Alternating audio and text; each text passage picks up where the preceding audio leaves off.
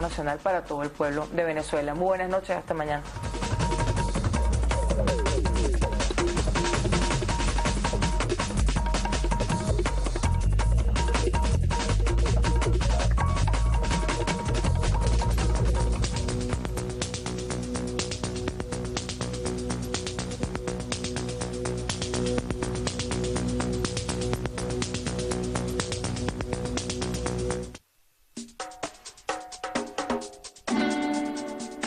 Mi pasión es la música. Mi sueño es ser productor musical y fusionar los sonidos de mi patria.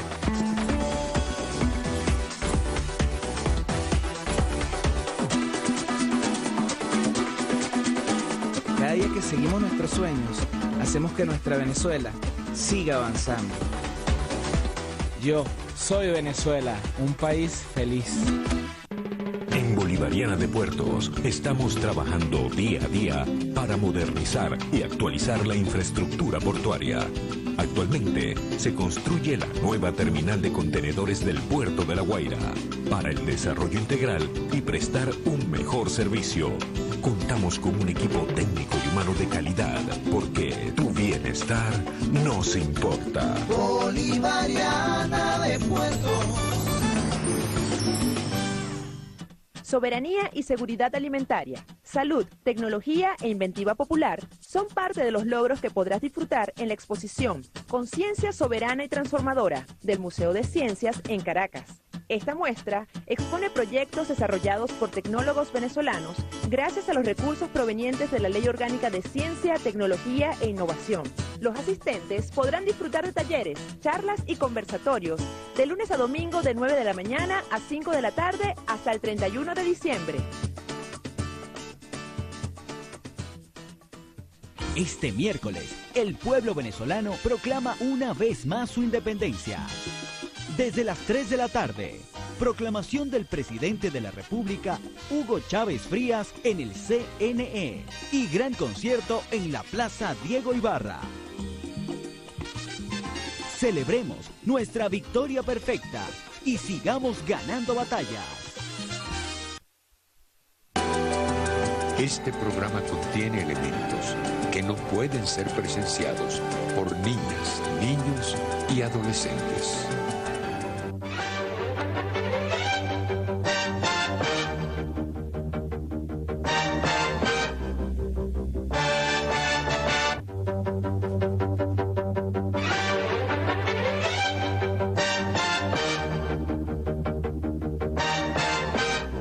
Salud amigos, donde quiera que se encuentren de ese lado del receptor, en cualquier lugar de nuestra querida, contaminada y única nave espacial.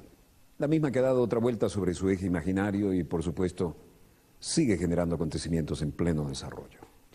Los acontecimientos están aquí en casa, hasta el punto que hay una playa de brillantes colegas, de connotados y conspicuos medios internacionales que han convergido sobre Venezuela, República Bolivariana, y por supuesto sobre la capital, Caracas. De manera que hoy nos pareció que había ambiente de tertulia, de análisis informal y no por eso menos profundo, y tuvimos la suerte de que coincidiera en la República Bolivariana de Venezuela nuestro muy brillante ex canciller, embajador permanente ante la Organización de Estados Americanos y ahora con la responsabilidad de contribuir a las conversaciones de paz en la hermana República de Colombia. No es otro que Roy Chatterton, uno de nuestros más distinguidos y con más horas de vuelo diplomático de carrera. Bienvenido, Roy. ¿Cuántos años llevamos cruzándonos en estos menesteres? Más de 3 décadas, supongo. Sí, hacia 4. Más de 4, sí. Tal vez. Mejor dejémoslo ahí. Yo creo que sí, porque se me puede caer la cédula. Sí, claro, estamos hablando desde la Cuarta República, cuando la izquierda cristiana hacía de las suyas. Sí. Y de Nos corrían con agua bendita. Bueno, así las cosas. En un plano informal vamos a tratar de ver lo humano y lo divino de lo que estamos viviendo como una contundente realidad. Tenemos un nuevo escenario político con una tremenda manifestación de confianza en una situación donde los poderes fácticos hegemónicos imperiales han jugado todo lo que tenían a mano dentro de lo más o menos legal, pero no ha hecho sino afianzar los valores, ¿no? ¿Qué opinión te merece esto? Y nuestra fortaleza, pero lo primero que quisiera decir es que envidio tu dominio del lenguaje, especialmente el lenguaje diplomático, porque hablas de conspicuos personajes que han llegado. Estamos hablando de una banda que se coló entre miles de periodistas que fueron asignados. Y yo no domino ese lenguaje diplomático y en realidad los he llamado zamuros, sopilotes, buitres y gallinazos de CNN, de Fox News y de algunas de esas cadenas internacionales ultraderechistas. Seguramente hubo de Murdoch también. Acá que vinieron a ver un baño de sangre y se encontraron con un espectáculo democrático que nos hace sentir hasta el corazón más venezolanos, más orgullosamente venezolanos que nunca. Con un sistema electoral al cual no le llega, pero ni por los tobillos, el estadounidense, ¿no? Basta recordar cómo se robaron las elecciones cuando W. Bush, teniendo a su hermano como gobernador en la Florida, impidieron que determinados sectores marginales pudieran ir a votar, cerraron antes, sí, se robaron las elecciones en la Florida, ¿no? Y después la Suprema Corte, 30 y pico de días sin una Suprema Corte politizada, como son todas las Supremas Cortes en los Estados Unidos, ordenó la detención de la revisión de los escrutinios. Pero en todo caso, bueno, espero que no me regañe Tibisay Lucena por esto, pero me atrevo a ofrecerle a los Estados Unidos el asesoramiento de Venezuela para que desarrollen su proceso electoral de una manera que quien saque más votos sea electo. Y no como ocurrió realmente con el señor Bush, que el que llegó en segundo lugar fue electo presidente. No solo llegó en segundo lugar, sino que durante más de 30 días, la que se jacta de ser primera potencia del mundo no supo quién había ganado las elecciones. Y después quedó en manos de la Suprema Corte. Y la que nos reprochó durante el referéndum constitucional que a las 12 de la noche no teníamos los resultados. Bueno, 12 de la noche a 32 días, nimiedades. Quizás la proporcionalidad entre un país modesto como el nuestro y un imperio que, por su enorme dimensión y poder, entonces necesita de 30 días para verificar sus resultados electorales. Probablemente lo que se les atragantó es que el expresidente estadounidense dijera, el hombre del sur, de la granja de maní, dijera con su bonomía sureña, bueno, Venezuela, y lo digo yo que he estado en más de 90 países viendo cómo se vota, tiene el mejor sistema electoral del mundo. Así lo dijo. Lo que ocurre con él es que él es un buen hombre que recibió una formación moral y social muy estricta de parte de su madre, que hizo labores de solidaridad en la India, mezclada con los más pobres de la tierra. Entonces es un personaje diferente, y ese personaje diferente permitió durante su lamentablemente breve mandato la transferencia del Canal de Panamá a los panameños. Otro no lo habría permitido nunca. Nunca. Como dijo aquel otro presidente, y no los estamos nombrando, ¿no? Sí. ¿Y tú a quién nos referimos? Aquel otro presidente que dijo, el canal es nuestro. Nos lo robamos, lo construimos y lo pagamos. Y lo pagamos, es nuestro, sí. Es nuestro, lo dijo al final, it's ours. Y viene este caballero, pero este caballero además fue oficial naval y en un submarino nuclear, así que sabía lo que era el drama del botón, ¿no? Sí. Bueno, ¿qué te parece esta playa de comunicadores que nos han enviado las grandes cadenas internacionales de la información? Sí. Bueno, precisamente porque terminaron creyendo sus propias mentiras o creyéndoles a los oposicionistas de ultraderecha de nuestro país y a los medios venezolanos de que esto es una dictadura, de que acá no hay libertad de expresión, de que aquí se persigue el pensamiento y no se permite la disidencia. Entonces, además con las historias sobre el tema de inseguridad en Venezuela, entonces estaban seguros de que iba a haber un estallido. Bueno, en primer lugar que iba a ganar el candidato de la oposición. Y entonces las hordas chavistas se iban a lanzar a la calle a provocar un baño de sangre y una guerra civil. Ese es el escenario que tenían preparado para nosotros.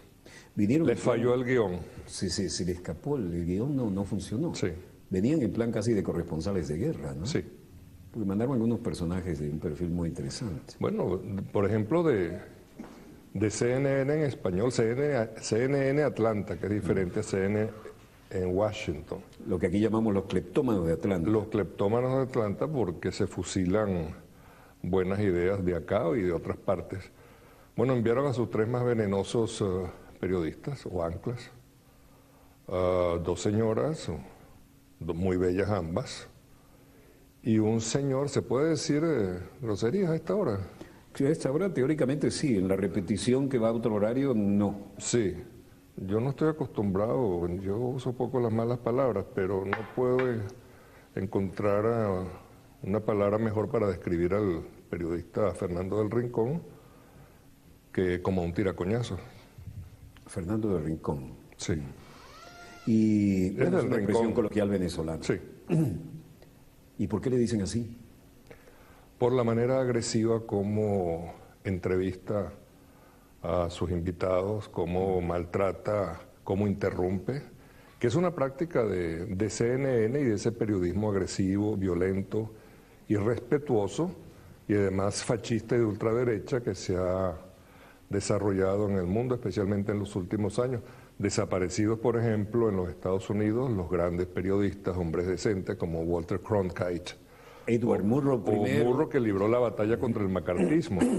Ya las nuevas generaciones no saben lo que es el macartismo, pero esa fue una época horrorosa en los Estados Unidos de persecución de sospechosos de ser izquierdistas, con agresivas audiencias o interpelaciones en el Senado.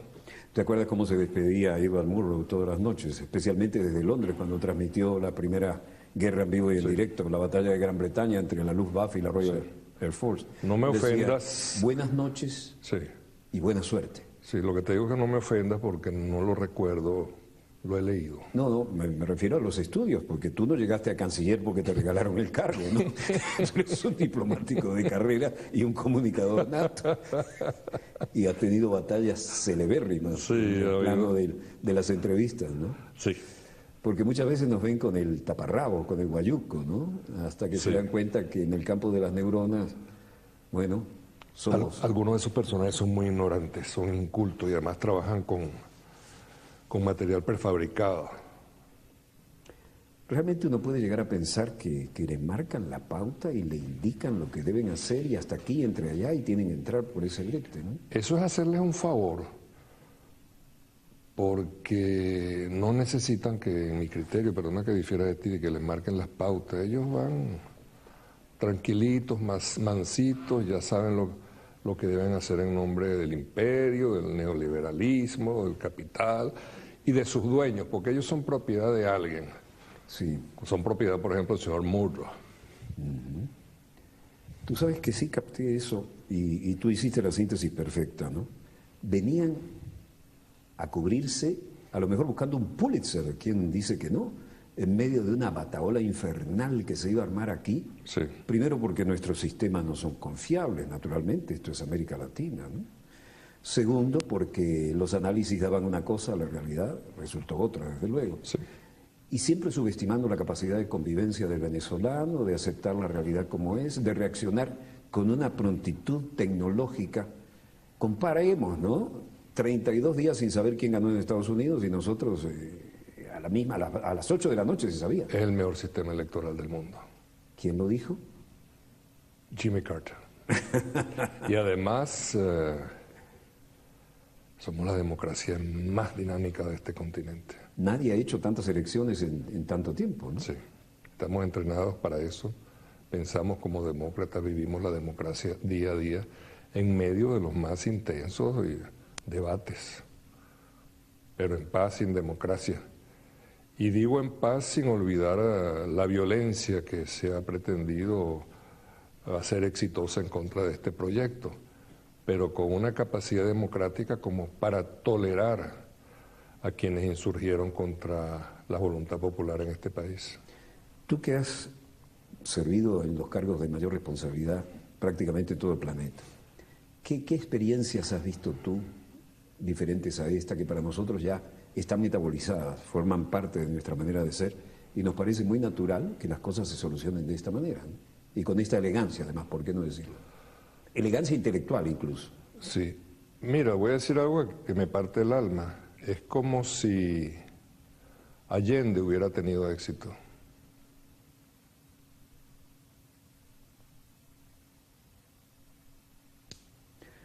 Ese silencio indica que vas a tener que ampliar la lectura.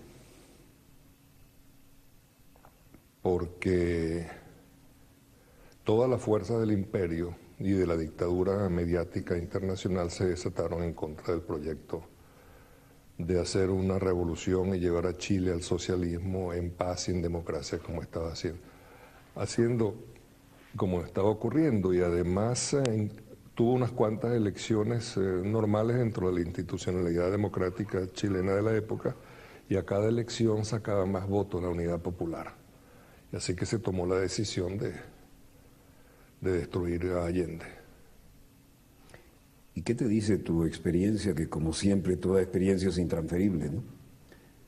Que se estaba jugando aquí, dentro de esos planes maestros a escala hemisférica? Venezuela es un punto estratégico, es un país con una capacidad de contaminación enorme, y por eso nosotros somos más peligrosos.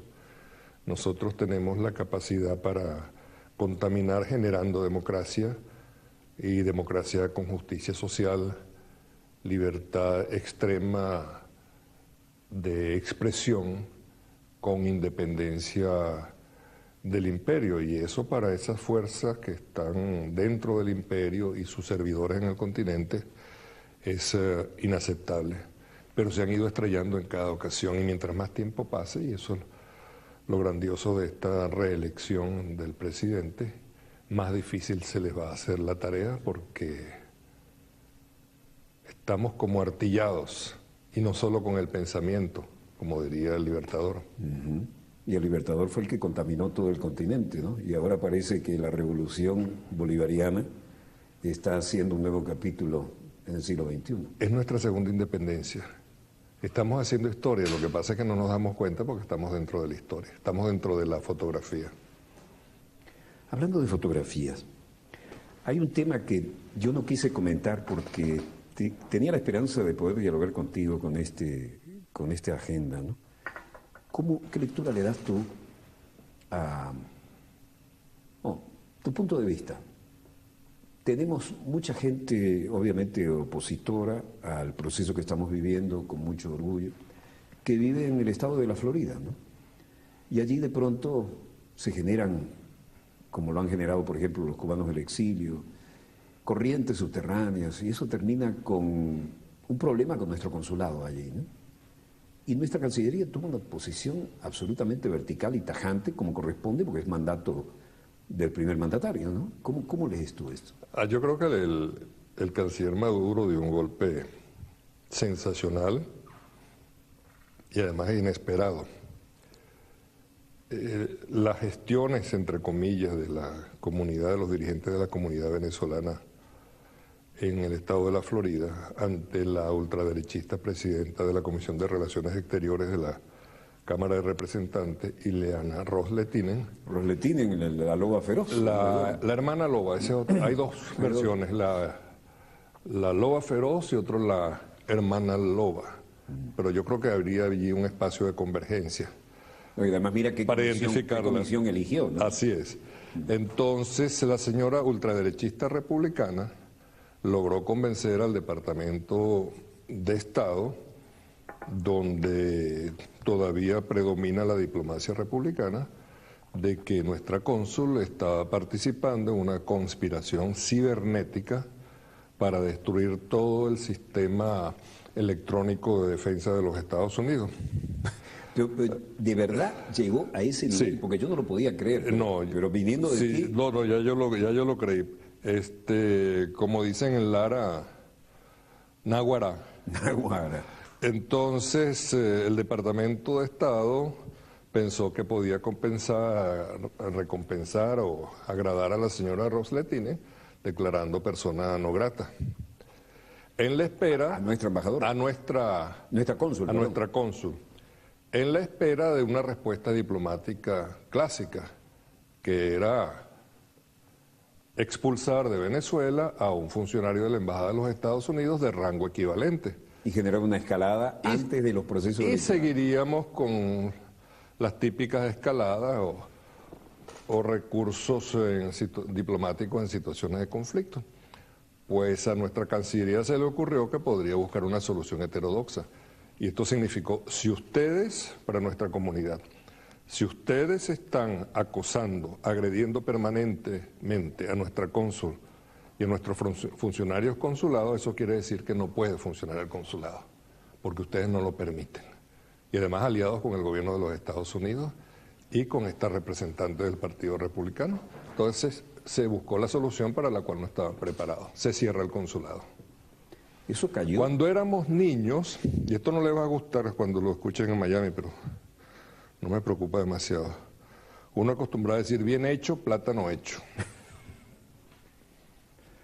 Pero los dejó en el sitio, además Sí. Nadie esperaba esa jugada, ¿no? Así es. Que desde el punto de vista diplomático es absolutamente válida y soberana. Sí.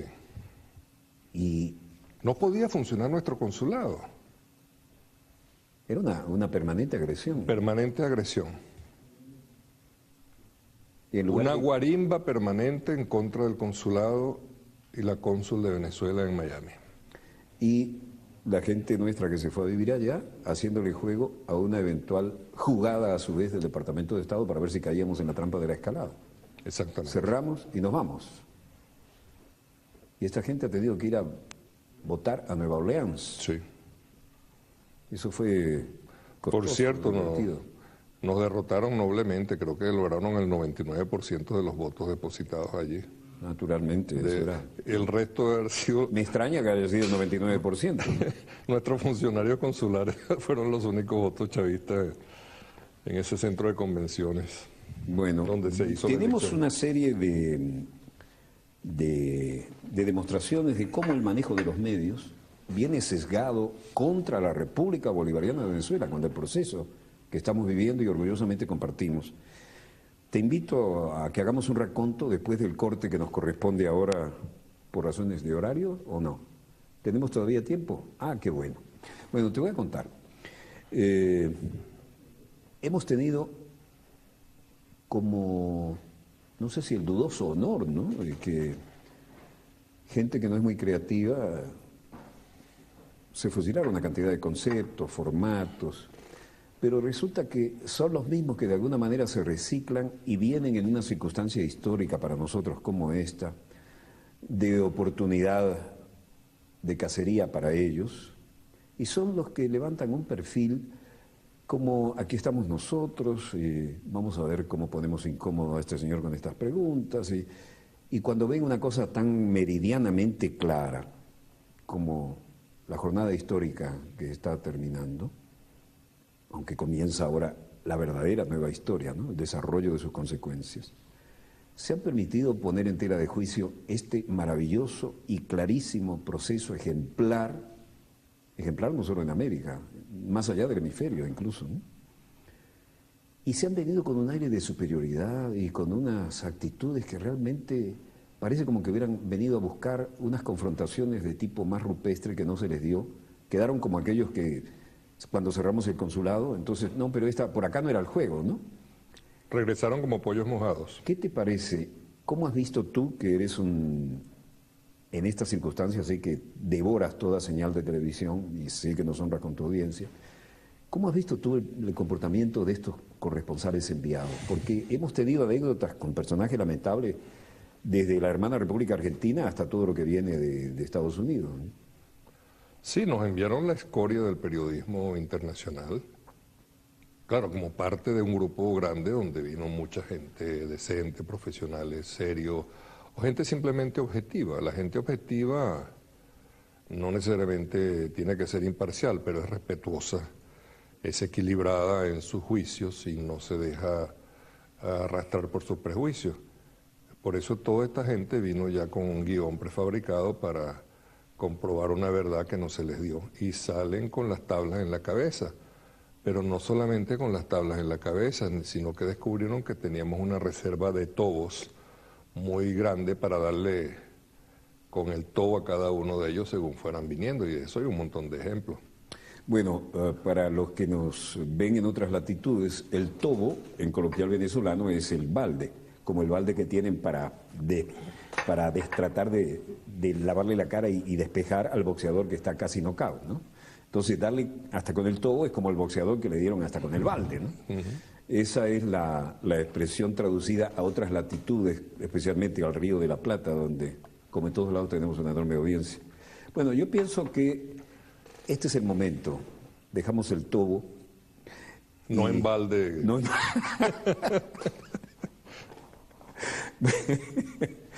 Esto es el placer de la tertulia, ¿no? Y con un hombre que tiene todas las horas de vuelo. Tú no tienes horas de vuelo, tienes años de vuelo, desde canciller hasta embajador donde te pongan, y ahora representante permanente en la OEA. Casi que me da pena.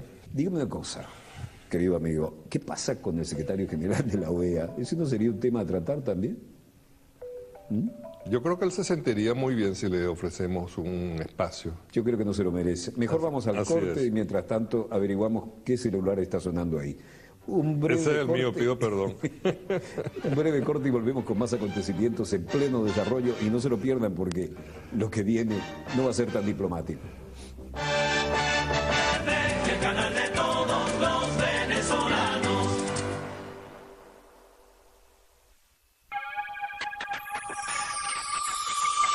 Mi nombre es David Márquez, me desenvuelvo en la cancha siendo el base armador del equipo. El baloncesto para mí es una disciplina muy ruda que le da mucho carácter a uno, también cómo convivir con las personas y alejarte un poco eso de las malas enseñanzas que te da la calle. En el deporte los jóvenes dejan la timidez y aprenden a trabajar en grupo, en equipos, que es lo importante. Así se entrena la futura generación de oro de Venezuela. Eres la inspiración para todo lo que hacemos. Nuestras más de 500 oficinas están donde las necesitas. 1.200 cajeros automáticos trabajan para ti las 24 horas del día. Una red de 30.000 puntos de venta te facilita la adquisición de bienes en todo el país. Ya hay un TVCom funcionando en más de 1.000 comunidades. Y nuestra banca móvil te permite hacer operaciones electrónicas totalmente seguras. Por eso eres nuestra fuente de inspiración. Queremos que tengas un techo propio. Que tu vida sea más confortable. Y que tu dignidad sea reconocida.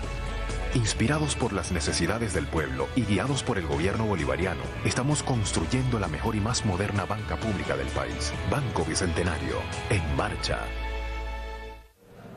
Mira esto, otro satélite más. Ah, sí, otro satélite. ¿Y para qué sirve? ¿Que para qué otro satélite? Pregúntamelo a mí, que ahora puedo mejorar mi cosecha. Pregúntamelo a mí, ahora vamos a mejorar aún más nuestra planificación urbana. Pregúntamelo a mí, que ahora mis hijos pueden recibir una mejor educación. Gracias al satélite Miranda, podemos observar todo el territorio nacional con fines de investigación, estudios climáticos, planificación urbana, defensa nacional y desarrollo agropecuario. Y es que ahora podemos ver nuestra patria con nuestros propios ojos. Esto es independencia tecnológica. Esto es soberanía.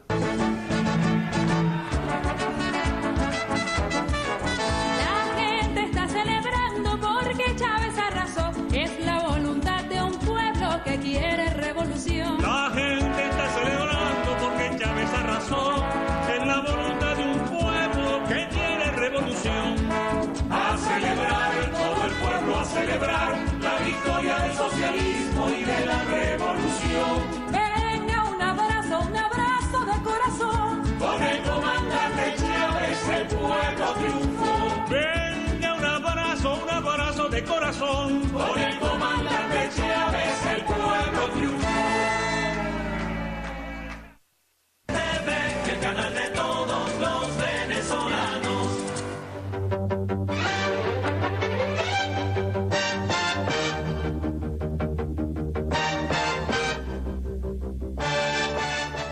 Volvemos con los acontecimientos en pleno desarrollo. Y los acontecimientos están hoy aquí en casa. los ojos de todo el mundo, de una manera u otra, están puestos sobre la República Bolivariana de Venezuela y sobre este ejemplarísimo proceso electoral, que además le ha roto los esquemas, por lo visto, a todos los analistas, sobre todo los interesados en la geopolítica hemisférica, ¿no? Estamos con nuestro canciller, embajador, Roy Chatterton, y en este momento sigues todavía como representante permanente ante la Organización de Estados Americanos, y el presidente reelecto de la República Bolivariana de Venezuela te ha confiado la responsabilidad de formar parte de un equipo colaborador en las negociaciones de paz de la hermana República de Colombia. ¿Podríamos tocar ese tema brevemente antes de volver a los sainetes que hoy hemos sido testigos por cantidad? La respuesta es no. Bien, eso indica que la negociación va a ser dentro de la discreción diplomática que corresponde. Mi obligación era preguntarte, y tú lo sabes, touché. ¿Qué te pareció hoy la cobertura mediática de los grandes cadenas internacionales?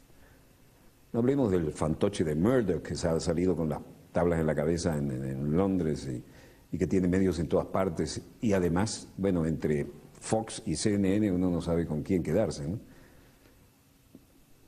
Lo que he visto hoy es ya lo que esperábamos, sin solución de continuidad, la reanudación de los ataques y las descalificaciones. Entonces ahora se descalifica el resultado, no se objeta la transparencia, aunque publican, como creo que lo hizo CNN hoy, imágenes de la guarimba chimba que se organizó ayer en la Plaza Altamira, frente a la cual pasé inocentemente porque iba rumbo a casa de unos amigos. Estabas en el Ground Zero, sí, radioactivo. Y estaba trancado el tránsito, pero bueno, afortunadamente no pasó nada. Pero hoy destacan eso y comienzan a hablar. Guarimba en otras latitudes es una expresión coloquial venezolana, ¿no? Guarimba es lo que nosotros llamamos en otras latitudes una protesta popular, una barricada, una cosa así. Un escondite, un refugio, tiene múltiples acepciones. Sí, una guarimba también es el lugar donde uno se refugia cuando lo están persiguiendo, ¿no? Sí, una trinchera, pero también trinchera especialmente como en las trincheras, ¿cómo se llamaba en Francia? Las barricadas. Perdón. Las barricadas. Son como barricadas de clase media alta. Sí. Es sorprendente, ¿no? La metodología de la extrema izquierda proletaria se transformó en una de las formas de expresión y de lucha de la alta burguesía dispuesta a patear el tablero, ¿no? Bueno, esa es la manía de estar copiando los buenos ejemplos, los buenos ejercicios, las buenas gestiones, como el caso de los fusilamientos. Hay que aclararle que fusilamiento a la gente. Bueno, en Venezuela fusilar es, en términos coloquiales y según el contexto, copiarse descaradamente algo, ¿no? Mire, fulano, qué bien que le quedó eso, sí, pero esto se lo fusiló de Mengano, ¿no? Sí. ¿Cómo han hecho con parte de tu lenguaje o de tus técnicas de entrevista? Sí, cierto, ¿no? Pero ¿no? Con irrespeto. Sí. Bueno, tú sabes que la tecnología se puede comprar, como decimos siempre, pero la experiencia es intransferible y en eso nadie te gana en el campo diplomático. Tú debes ser, a tu edad apenas madura, uno de los diplomáticos con más horas de vuelo. Ya voy rumbo a ser un ancianito. A ser un ancianito, no te puedes dar ese lujo, tienes muchísima responsabilidad por delante. Cuéntame, ¿cómo has visto realmente lo que nos impactó y motivó esta coloquial entrevista? Es descarado el papel de los enviados de muchos medios internacionales acá. Sí. Bueno, la guerra es mediática o guerra de cuarta generación, como lo llaman los expertos, pero en realidad forma parte de toda una estrategia que puede terminar en la intervención militar o en las invasiones. Entonces, por si acaso, se trata de descomponer instituciones democráticas o sistemas institucionales consolidados para poder destruir los intereses contradictorios que puedan ir surgiendo frente a los intereses de los grandes, de los más grandes, de los agresores, potenciales o reales. ¿Qué notaste en toda sé que pasaste muchas horas observando la cobertura mediática y el desarrollo de los acontecimientos. ¿Qué has notado como resaltante? Que es una estrategia común, es organizado, hay un lenguaje y una focalización bien estudiada, y cuando hay diferencias porque hay una distribución del trabajo. Es como la prensa infame de Venezuela, que goza de la extrema libertad de expresión, los titulares de los diarios en Venezuela, más las líneas a seguir por emisoras o televisoras, como es el caso de Globovisión. Nada de lo que ocurre es espontáneo, todo está organizado con un propósito, pero se han ido estrellando ocasión tras ocasión. Y fundamentalmente porque no contaban con Chávez. Bueno, eso es como no contar con el eje en un carro, ¿no? Aquí, por ejemplo, hubo un grupo, creo que se llamaba algo así como Roraima o Ollantaytambo, creo que era Roraima, que pretendió organizar un golpe gerencial militar. Amplía eso, por favor. Sí, porque era para deshacerse de los partidos políticos tradicionales que se distribuían el poder en Venezuela y asumir ellos directamente la conducción del país, es decir, los gerentes de medios y los empresarios venezolanos. Y lo que les surgió fue una rebelión militar popular. Si muera la política, vamos a gerenciar este país, que lo que hace falta aquí es gerente. Una revolución cifrina con apoyo militar. ¿En qué etapa no contaban con Chávez. Pues hay que explicarle lo que es cifrino. Creo que en Chile se dice pituco. No en sé Argentina y Uruguay también, los pituquitos, ¿no? En México hay una palabra, pero se me olvidó desafortunadamente. Bueno, ¿en qué países de América Latina no has servido tú como diplomático? Pero además tú fuiste embajador en las principales embajadas, ¿no? Tuviste embajador en Francia. Sí. Estuviste en la corte de St. James, en Londres. Sí.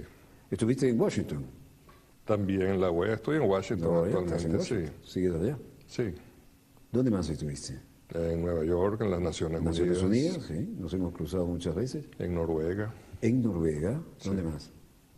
En Colombia. En Colombia, algo prioritario para nuestro servicio exterior. Muy interesante, y en México también, que y en México. Es una maravilla de país y posiblemente la primera potencia cultural del continente.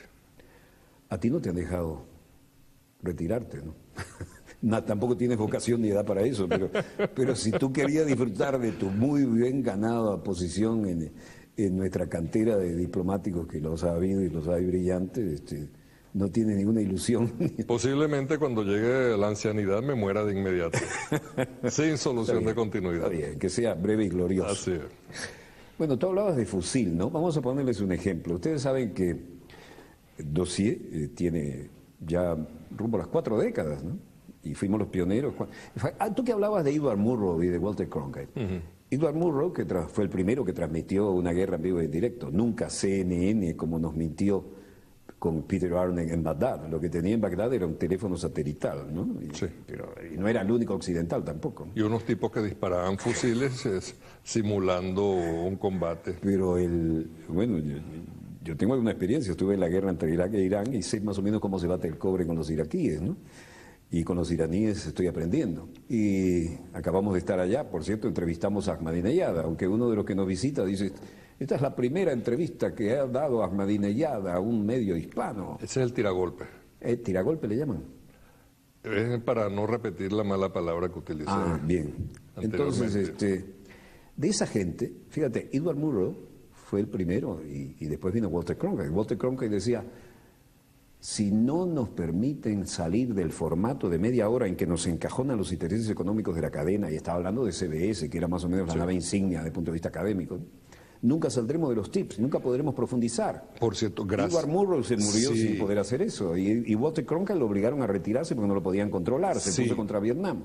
Exactamente, pero gracias a él se supo la verdad de lo que estaba ocurriendo en Vietnam, y eso él fue a Vietnam, generó la protesta y dijo que llevó al fin de la guerra de Vietnam. Lo único honesto que podemos hacer es retirarnos con la mayor hidalguía posible, ¿no? Y el presidente dijo, si perdimos a Walter, perdimos... Era otra clase de gente. Sí, y no existía Fox ni CNN. Exacto. Era otro estilo.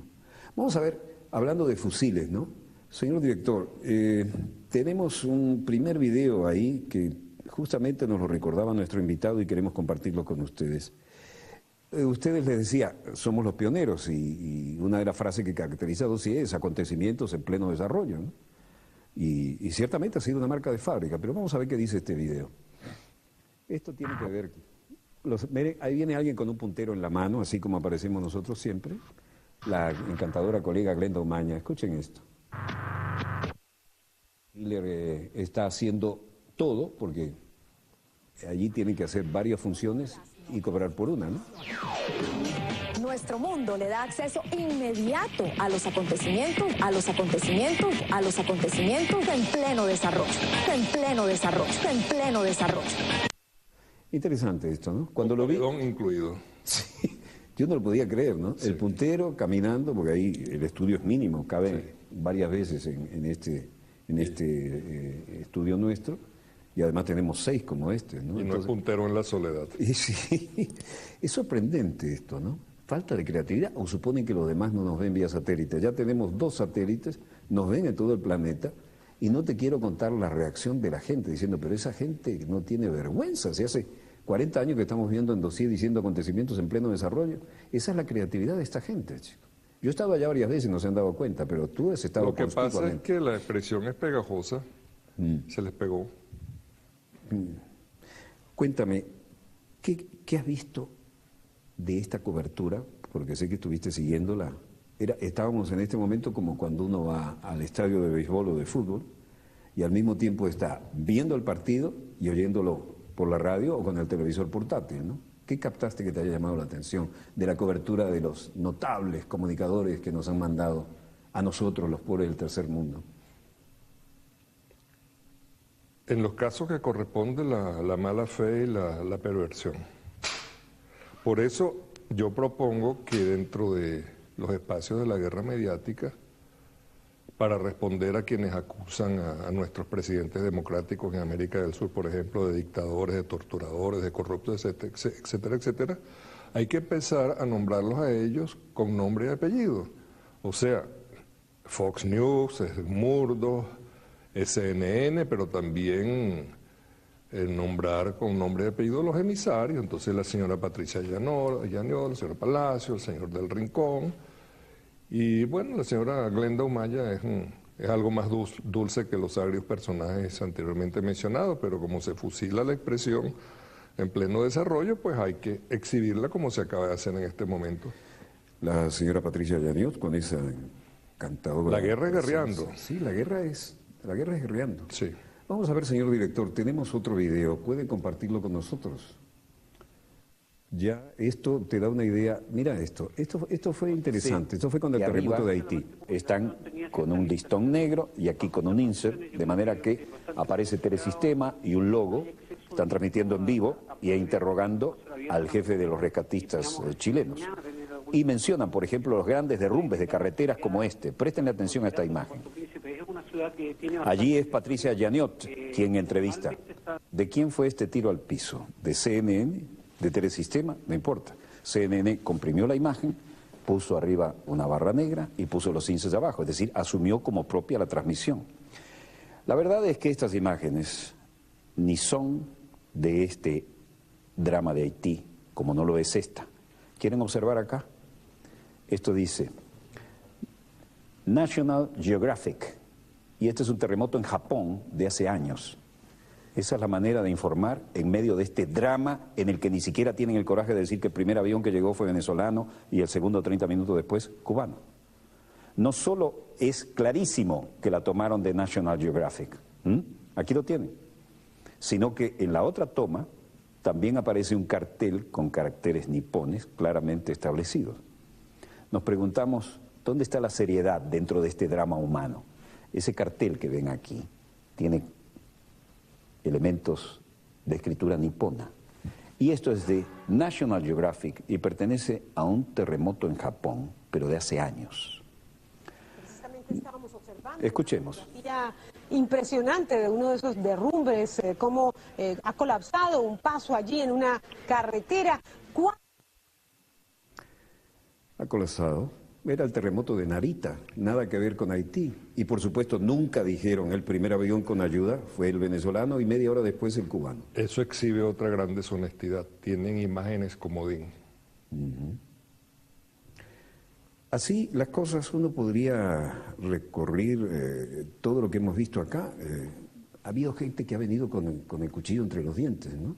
A buscar confrontación, a buscarle la caída, porque somos más inteligentes, porque obviamente este proceso no nos gusta. Pero quedaron indefensos porque traían el cuchillo en los dientes y cuando vieron este espectáculo democrático, abrieron la boca y se les cayó el cuchillo. Y la multitud se lo llevó con sus pies en las grandes marchas organizadas en apoyo al presidente y en apoyo al candidato de la oposición también. A mí lo que me subleva un poco es esa actitud de somos de un medio de Estados Unidos, abran paso, aquí estamos nosotros. También ven en ese plan un tal Lanata de Argentina, ¿no? Creo que lo retuvieron para averiguar algunas cosas. Ese no es precisamente de la flor y nata, es de la escoria del periodismo argentino. Todos tenemos nuestra escoria. Claro, todos tenemos. Y a veces las exportamos. Sí, señor. Y a veces las importamos. A veces las importamos. ¿Qué de todo esto te llamó la atención de la cobertura mediática? Porque sé que tú eres como nosotros, que ibas haciendo zapping, mirando el partido y controlándolo en los medios. No, sí, lo que quiero decir es que yo me estoy desculturizando, ya yo no leo libros, leo muy poco porque le dedico y esto es en serio, le dedico muchas horas al día a ver los medios porque con mis responsabilidades de Estado yo estoy obligado a hacerle seguimiento a la difusión de la información sobre Venezuela para poder estar preparados para el combate. Por eso, a primera vista, los reconozco con nombre y apellido y sé la historia de cada uno de ellos, tanto de los medios como de los periodistas infames. ¿Tú viste la entrevista que le hizo, creo que Fernando Rincón, a Mahmoud Ahmadinejad, Naciones Unidas? Y... ese es el tiragolpes para efectos del público. Ese es tiragolpes. O tirapuñetazo, que también tiene la ñ. Un código que tú me enseñaste a manejar. Resulta que el Caballero y CNN se olvidaron que la primera entrevista a un medio hispano de América Latina, por lo menos, fue a Dossier, que fuimos a Teherán y la transmitimos vía satélite. Pero él lo esperó en Naciones Unidas, consiguió la entrevista. Y llegó un momento en que él le decía, hablando de temas como la AMIA en Argentina, le dijo, pero usted es el abogado de Argentina, ¿por qué no hace esas preguntas? ¿Por qué confrontarnos? ¿Por qué no ponernos de acuerdo? Y con una paciencia típica de Ahmadinejad, manejamos el tiempo, somos un pueblo con 5.000 años de historia. Y torturándolo con preguntas agresivas en momentos cuando se está produciendo un reencuentro al más alto nivel entre la Argentina e Irán. A mí no me molesta eso, yo aplaudo, fue una exclusiva interesantísima. Lo que me molesta es que vengan con ese aire de perdonavidas a nuestra patria grande latinoamericana, gente que se olvidó de que son latinoamericanos, que parece que renuncian al orgullo de nuestra cultura y a la solidaridad entre nuestros pueblos, no sé. Pero al margen de los juicios de valor, hubo un final glorioso para esa entrevista. Yo quisiera, señor director, que la compartiéramos con nuestros televidentes, porque tal vez algunos no lo pudieron ver, y como dice nuestro canciller y embajador y representante permanente en la OEA, uno tiene que estar metido hoy en día en todo lo mediático para poder estar en los temas. Vamos a verlo. Acontecimientos en pleno desarrollo. Bueno, llegamos al final, ha sido un placer, ha sido esta entrevista y antes quiero preguntarle, esta es su última visita a la Asamblea General de la ONU como presidente. ¿Piensa venir de nuevo a Estados Unidos? ¿Podré entrevistarlo en el futuro aquí en el país? Seguramente le daré una oportunidad para otra entrevista, no porque usted trabaja en CNN, sino porque usted es mexicano. A mí me pareció sensacional eso. Sí te voy a dar otra entrevista, pero no porque seas de CNN, sino porque eres mexicano, ¿no? Escuchemos lo que sigue a continuación, señor director. Y el hombre quedó tan descolocado que en caliente tuvo que decir, realmente no entiendo qué me quiso decir. Vamos a ver si tenemos esa parte. Para otra entrevista, no porque usted trabaja en CNN, sino porque usted es mexicano. Bueno, señor presidente, ha sido un placer, ha sido un honor, muchas gracias por la deferencia con nosotros en CNN en Español y bueno, pues esperemos que se dé esa entrevista que usted me dice. Muchas gracias, buenas noches. Y la verdad, el hecho de darme la entrevista porque soy mexicano, por si me lo van a preguntar, no entendí por qué la referencia. Me parece fácil, dos respuestas en mi criterio. Primero, que no se siente mexicano y por eso se desconcertó. Y en segundo lugar, este es un personaje que viene de unos programas faranduleros de muy baja calidad en los Estados Unidos y por sus antecedentes y por su formación, yo creo que él dispone de espacio generoso dentro de su cavidad craneana. Bueno, sin comentario, pero realmente yo me quedé sorprendido porque Ahmadinejad es un hombre que cuando lo entrevistas tiene una gran bonomía, ¿no? Y lo paseó por todos los temas de la derecha, ultra, y por supuesto apareció el lobby pro-israelí y en un momento tan difícil como el que estamos viviendo en ese sentido, ¿no? ¿Qué ves tú de ahora en adelante después de este resultado tan apabullante, tan claro, sobre todo tan verticalmente claro, donde todos, tirios y troyanos, que formamos parte de esta nación, nos hemos manifestado con el absoluto respeto por los demás, salvo los desperdigados de siempre, ¿no? Por cierto, a ver, tú votaste los cinco etapas, ¿no? Creo que casi metiste toda la mano en la tinta indeleble. Yo me zambullí, me causa un enorme placer votar y con este dedito dar testimonio de que participé. Hicimos historia. En esta heroica democracia participativa. Porque además de tener la tecnología de punta mejor del mundo, Carter Dixit, tenemos un toque final que es, esta es la tinta indeleble, esto es la marca, te guste o no, que te vas a llevar por un día o dos. Es la mejor tinta del mundo porque nadie la ha objetado, ni la oposición, ni los amos de la oposición. Pues además es un proceso interesantísimo, ¿no? Porque uno primero tiene que identificarse por huella digital. Presenta su cédula y se identifica por huella digital. Si no, no pasa a votar. Sí. Cuando pasa a votar, tiene una modernísima pantalla de computadora y usted elige la figura y la versión de los diferentes sumatorias de diferentes sectores que van hacia ese candidato. Y entonces uno va, marca ese, le aparece la pantalla en grande, comprueba que es ese. Otro tremendo paso. Después va a otro paso y tiene que poner huella digital en un cuaderno y firmar. Sí. Ahí le devuelven. Antes de eso, después de haber votado. Al votar electrónicamente sale una papeleta que es el comprobante físico, otro paso. Y uno lo pone en una clásica urna. Pero además después pone otra huella digital y firma, ¿no? Sí. Y además después el dedito. Aquí no hay problema, nadie se puede escapar. Todo en un minuto, más o menos. Sí, yo voté en menos de 2 minutos. Sí. Y confieso que no fui muy ágil en eso, ¿no? Teníamos algo que mostrar y queríamos compartirlo contigo porque nos quedan apenas unos minutos. Hoy hubo una rueda de prensa del PSV, ¿no? Entre Diosdado Cabello y aparece como vicepresidente Diosdado Cabello y tú nos dijiste que fue interesantísima, yo no la había visto, con un reportero de Univisión, hubo ahí un encontronazo, me parece. Sí. Vamos a compartirla. Siguiente pregunta. Jorge Ramos, de Univisión. ¿Qué tal? Gracias. Bueno, hola, ¿cómo está? Pregunta. ¿Cómo está? En 1998 entrevisté al presidente Hugo Chávez y él me dijo en cámara, está por la internet, que iba a entregar el poder en 5 años. No cumplió su palabra. ¿No le parece que es peligroso, como decía Simón Bolívar, que una persona tenga tanto poder por tanto tiempo y que Venezuela pudiera convertirse en una tiranía, como dijo Simón Bolívar, y que Chávez pudiera convertirse en un dictador? Esa es la primera pregunta. La segunda pregunta tiene que ver con qué va a hacer Hugo Chávez en los próximos 6 años que no haya hecho ya. Venezuela es uno de los países más peligrosos del mundo. Tuvieron 19.000 muertos el año pasado. Venezuela es uno de los países más corruptos del mundo. Está en el lugar 173 de 183, de acuerdo con Transparencia Internacional. Tuvieron una de las inflaciones más altas de todo el continente. ¿Qué va a ser distinto esta vez? ¿Qué va a ser distinto? Mire, con respecto a lo que dijo el presidente en el año 98, 5 años. Bueno, la realidad es que en aquel momento la Constitución no lo permitía. No lo permitía. Ahora aquí se hizo la primera oferta que hizo el presidente, bandera electoral fue la constituyente. La constituyente abrió las puertas para que la persona pudiera reelegirse. Derecho que tienen todos los venezolanos. Ahora, no sé de dónde te saca eso, me da como la impresión que está mal informado, que el presidente puede convertirse en un dictador. Debe preguntarle a los 8 millones de venezolanos que votaron por él.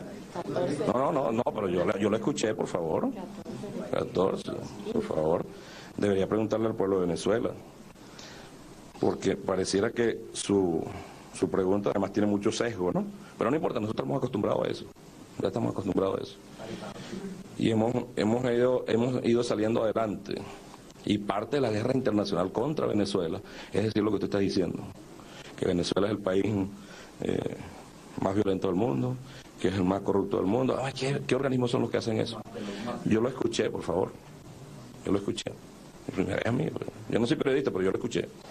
Me parece que debe ser lo mínimo que debe haber en un diálogo, ¿no? Yo lo escucho, usted me escucha. Mi respuesta. ¿Quiénes son los que miden? ¿Quiénes son los que atacan? Por supuesto, desde Estados Unidos, yo no sé de dónde sale Univisión, ¿no? Desde dónde es la salida, pero en Estados Unidos quisieran que Chávez no fuera presidente. Para apoderarse del petróleo, para acabar con este país, para privatizar la CanTV otra vez, para privatizar la electricidad, para vender a PDVSA, para apoderarse de los recursos naturales, para que siguiera siendo faja bituminosa el Orinoco y no faja petrolífera el Orinoco. Estados Unidos quisiera hacer eso. Y mucha gente latina que vive en Estados Unidos, desafortunadamente, los compraron de aquí y de aquí. Y los hacen decir esas cosas. Venezuela es un país libre, soberano, independiente, que decide su destino. Y en verdad esas cosas no nos afectan para nada. Tenemos la conciencia limpia y clara y sabemos para dónde vamos. 15 elecciones, ojalá en Estados Unidos hicieran elecciones así como hacemos aquí, limpias y transparentes. Y de primer grado, todas. Y los presidentes ganaran, no como ganan allá. Y después todos se les tiran al suelo, apoyándolo. Sobre todo aquellos que decidieron abandonar sus países de origen y venderse los intereses de donde están viviendo en este momento. Mi respuesta. Con respecto, parte de eso que usted dice, que este país Chávez puede convertirse en un dictador. Ojalá en el mundo hubiese más presidente como Chávez. Y es Chávez una referencia para los pueblos. Lo que ha venido ocurriendo en América y en el mundo, y la importancia de las elecciones de ayer. Yo entiendo que usted hubiese querido que Chávez perdiera, pero bueno, ese es su corazoncito. ¿Verdad? No tengo nada en contra de su posición, de sus deseos. Ahora, el pueblo de Venezuela decidió que Chávez ganó, y eso debe respetarse. Respetarse aquí y en todas partes. Y al que no le guste, bueno, desafortunadamente no debe aceptarlo él. Pero el pueblo decidió que Chávez es el presidente de la República y va a seguir siéndolo. Mire, y ojalá le dé vida y salud a Chávez, no para estas elecciones, sino para más allá del año 2019. Y que sea el pueblo que decida. El pueblo, no los grupos económicos. No los grupos económicos. No los intereses transnacionales. No la necesidad de hacer una guerra. La que decida, no los medios de comunicación los que decían, sino el pueblo. Aquí le consultamos al pueblo, nosotros absolutamente todos y nos sentimos felices. ¿No ha leído una encuesta donde Venezuela es el 5º país más feliz del mundo? Debería leerla, la hubiera mencionado para más o menos ser equilibrado. ¿Eh? Porque, sí, además es menos desigual en la distribución de la... ¿No ha leído esa? Es bueno que la lea para ser equilibrado en las preguntas, porque uno tiene que ser equilibrado. Bueno, un par de minutos para cerrar. Rápidamente, bueno. Dime tú, hazme el análisis de este periodismo que nos mandan. Pero es bueno que se vea, y de nombre y apellido en la guerra mediática, porque nos está haciendo la guerra mediática. Ese señor se llama Jorge Ramos. Yo me niego a verlo como mexicano. Ese es un malinche del imperio. Y el nombre que le podemos atribuir, hablando en lenguaje mexicano, es que es un sopilote. Pero ese señor inclusive es una vedette, que publicó un libro con entrevistas a los precandidatos presidenciales de México, y en ese libro el personaje principal es él, y no los precandidatos presidenciales, incluyendo Peña Nieto. Así que el señor me cae muy pesado. Me cae pesado por razones de Estado, me cae pesado por razones políticas, y también debo confesar en público que me cae pesado porque es el novio de Chiquinquirá Delgado. ¡Oh, qué grave, qué grave! Bueno, compartimos esto, no sabía ese detalle. Se ve que está mucho mejor informado que un servidor. Bueno, del gordo la nata ni hablar, ¿no? Pero ¿hasta cuándo vamos a permitir? Y lo lógico que lo vamos a permitir, porque aquí hacemos uso in extremis de la libertad de prensa, ¿no? Pero que crean que van a venir a faltarnos el respeto a la inteligencia, a la sensibilidad, que van a venir de perdonavidas. Nacional para todo el pueblo de Venezuela. Muy buenas noches, hasta mañana.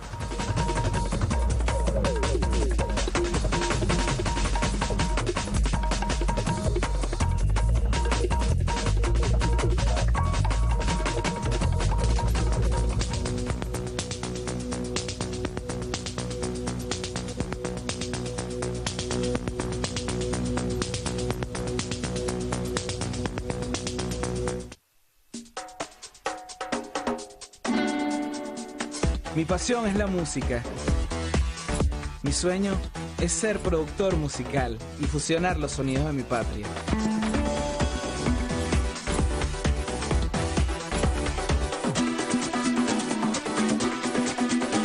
Cada día que seguimos nuestros sueños, hacemos que nuestra Venezuela siga avanzando. Yo soy Venezuela, un país feliz. En Bolivariana de Puertos estamos trabajando día a día para modernizar y actualizar la infraestructura portuaria. Actualmente se construye la nueva terminal de contenedores del puerto de La Guaira para el desarrollo integral y prestar un mejor servicio. Contamos con un equipo técnico y humano de calidad porque tu bienestar nos importa. Bolivariana de Puertos. Soberanía y seguridad alimentaria, salud, tecnología e inventiva popular son parte de los logros que podrás disfrutar en la exposición Conciencia Soberana y Transformadora del Museo de Ciencias en electoral, de una manera que quien saque más votos sea electo. Y no como ocurrió realmente con el señor Bush, que el que llegó en segundo lugar fue electo presidente. No solo llegó en segundo lugar, sino que durante más de 30 días... la que se jacta de ser primera potencia del mundo, no supo quién había ganado las elecciones. Y después quedó en manos de la Suprema Corte. Y la que nos reprochó durante el referéndum constitucional que a las 12 de la noche no teníamos los resultados. Bueno, 12 de la noche a 32 días, nimiedades. Quizás la proporcionalidad entre un país modesto como el nuestro y un imperio que, por su enorme dimensión y poder, entonces necesita de 30 días para verificar sus resultados electorales. Probablemente lo que se les atragantó es que el expresidente estadounidense dijera, el hombre del sur, de la granja de maní, dijera con su bonomía sureña, bueno, Venezuela, y lo digo yo que he estado en más de 90 países viendo cómo se vota, tiene el mejor sistema electoral del mundo.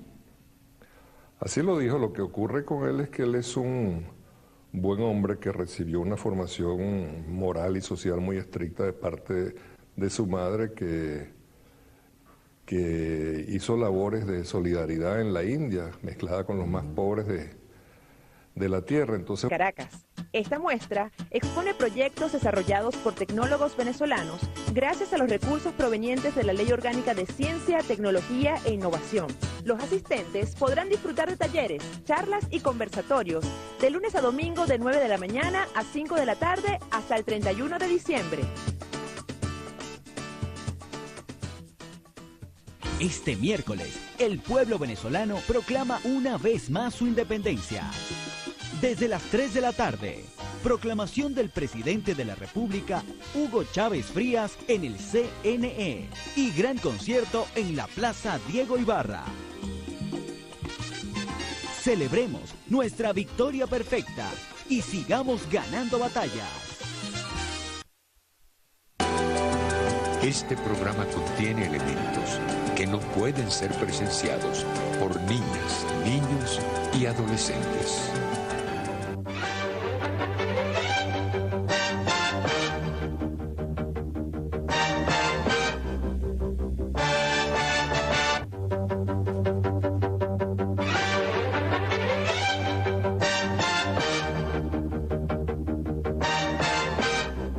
Salud amigos, donde quiera que se encuentren de ese lado del receptor, en cualquier lugar de nuestra querida, contaminada y única nave espacial. La misma que ha dado otra vuelta sobre su eje imaginario y por supuesto sigue generando acontecimientos en pleno desarrollo. Los acontecimientos están aquí en casa, hasta el punto que hay una playa de los valores, ¿no? ¿Qué opinión te merece esto? Y nuestra fortaleza, pero lo primero que quisiera decir es que envidio tu dominio del lenguaje, especialmente el lenguaje diplomático, porque hablas de conspicuos personajes que han llegado. Estamos hablando de una banda que se coló entre miles de periodistas que fueron asignados. Y yo no domino ese lenguaje diplomático y en realidad los he llamado zamuros, sopilotes, buitres y gallinazos de CNN, de Fox News y de algunas de esas cadenas internacionales ultraderechistas. Seguramente hubo de Murdoch también. Acá que vinieron a ver un baño de sangre y se encontraron con un espectáculo democrático que nos hace sentir hasta el corazón más venezolanos, más orgullosamente venezolanos que nunca. Con un sistema electoral al cual no le llega pero ni por los tobillos el estadounidense, ¿eh? Basta recordar cómo se robaron las elecciones cuando W. Bush, teniendo a su hermano como gobernador en la Florida, impidieron que determinados sectores marginales pudieran ir a votar, cerraron antes, se robaron las elecciones en la Florida, ¿no? Y después la Suprema Corte, 30 y pico de días sin una Suprema Corte politizada, como son todas las Supremas Cortes en los Estados Unidos, ordenó la detención de la revisión de los escrutinios. Pero en todo caso, bueno, espero que no me regañe Tibisa y Lucena por esto, pero me atrevo a ofrecerle a los Estados Unidos el asesoramiento de Venezuela para que desarrollen su proceso. De brillantes colegas, de connotados y conspicuos medios internacionales que han convergido sobre Venezuela, República Bolivariana, y por supuesto sobre la capital Caracas. De manera que hoy nos pareció que había ambiente de tertulia, de análisis informal y no por eso menos profundo, y tuvimos la suerte de que coincidiera en la República Bolivariana de Venezuela nuestro muy brillante ex canciller, embajador permanente ante la Organización de Estados Americanos y ahora con la responsabilidad de contribuir a las conversaciones de paz en la hermana República de Colombia. No es otro que Roy Chatterton, uno de nuestros más distinguidos y con más horas de vuelo diplomático de carrera. Bienvenido, Roy. ¿Cuántos años llevamos cruzándonos en estos menesteres? Más de 3 décadas, supongo. Sí, hacia 4. Más de 4, sí. Tal vez. Mejor dejémoslo ahí. Yo creo que sí, porque se me puede caer la cédula. Sí, claro, estamos hablando desde la Cuarta República, cuando la izquierda cristiana hacía de las suyas. Sí. Y nos corrían con agua bendita. Bueno, así las cosas. En un plano informal vamos a tratar de ver lo humano y lo divino de lo que estamos viviendo como una contundente realidad. Tenemos un nuevo escenario político con una tremenda manifestación de confianza en una situación donde los poderes fácticos, hegemónicos, imperiales han jugado todo lo que tenían a mano dentro de lo más o menos legal, pero no ha hecho sino afianzar